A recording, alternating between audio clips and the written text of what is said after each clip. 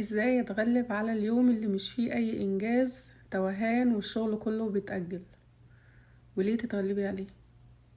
accept it, acknowledge it. تقبليه زي ما هو. على فكرة احنا مش ماشينز، احنا مش AI. يعني من حقنا يجي يوم نبقى حاسين مفيش انجاز، حاسين ان احنا تايهين، حاسين ان احنا بنأجل كل حاجة. اسمعي جسمك، اسمعي دماغك، ما يمكن محتاجة ترتاحي، محتاجة تفصلي شوية.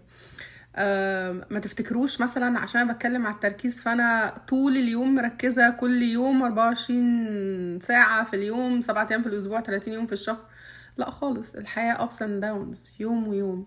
تقبلي ده وخليكي هادية على نفسك، او بالراحة على نفسك. مش لازم ورا بعض ورا بعض ورا بعض كل يوم كل يوم كل يوم يكون انجاز.